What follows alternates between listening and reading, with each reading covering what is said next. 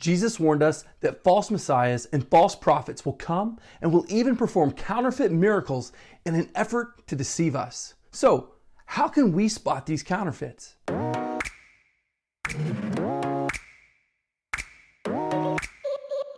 If you haven't watched the last video, be sure to check it out. It will be linked below that like button. In that last video, we discussed that magic is real. Not simple stage magic based on illusions, but occult magic and witchcraft.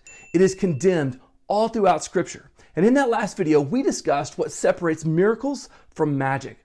The question for this video is, how can we tell the difference between miracles and magic? Not in a theoretical sense, a book knowledge sense, but in a real life application. Also, you'll have to forgive me, I'm getting over a bit of a cold. First, let's set the stage with some scripture. Jesus said, false messiahs and false prophets will rise up and perform great signs and wonders as to deceive, if possible, even God's chosen ones. See, I have warned you about this ahead of time. Paul expanded on this when he told us that before the second coming of Christ, the Antichrist will come to do the work of Satan with counterfeit power and signs and miracles. He will use every kind of evil deception to fool those on their way to destruction because they refuse to love and accept the truth that would save them. Here's the truth. Satan is a liar and the father of lies. So we should expect him to deceive by making knockoff miracles. Even Satan disguises himself as an angel of light. So it is no wonder that his servants also disguise themselves as servants of righteousness. But the question is, how do we tell the difference? How do we know whether an act is a miracle from God or a magic counterfeit from Satan? Well, we examine who the act is pointing to. True miracles are signs that point to God. Therefore, counterfeit miracles will point to someone else, even if they claim to come in the name of God. First, we need to examine what they believe, especially what they believe about Jesus. 1 John 4 says this, "Dear friends, do not believe everyone who claims to speak by the Spirit. You must test them to see if the Spirit they have comes from God. For there are many false prophets in the world. This is how we know if they have the Spirit of God.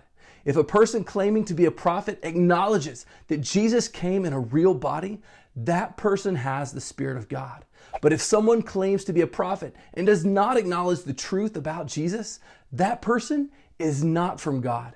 Such a person has the spirit of the Antichrist, which you heard is coming into the world and indeed is already here."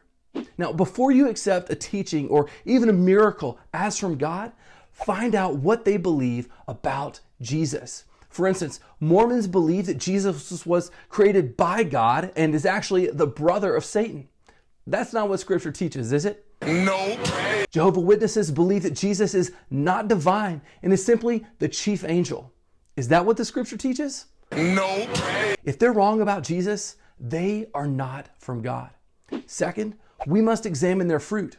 Jesus said, "Beware of false prophets who come disguised as harmless sheep, but are really vicious wolves.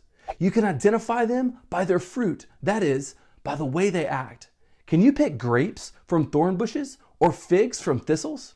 A good tree produces good fruit, and a bad tree produces bad fruit. A good tree can't produce bad fruit, and a bad tree can't produce good fruit. So every tree that does not produce good fruit is chopped down and thrown into the fire.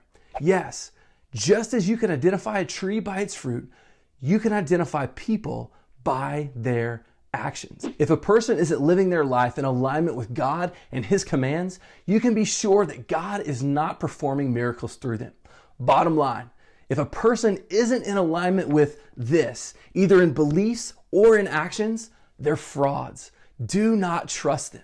This is true whether they're doing something seemingly miraculous or simply trying to get you to buy their book.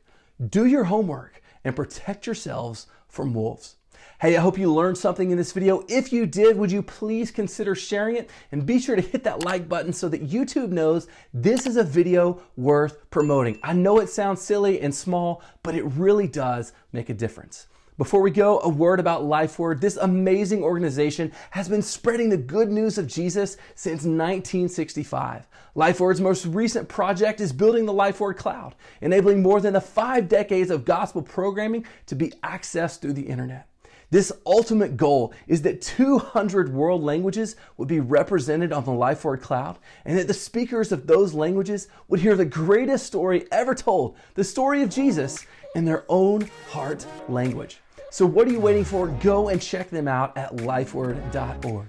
We'll see you next time. Grace and peace.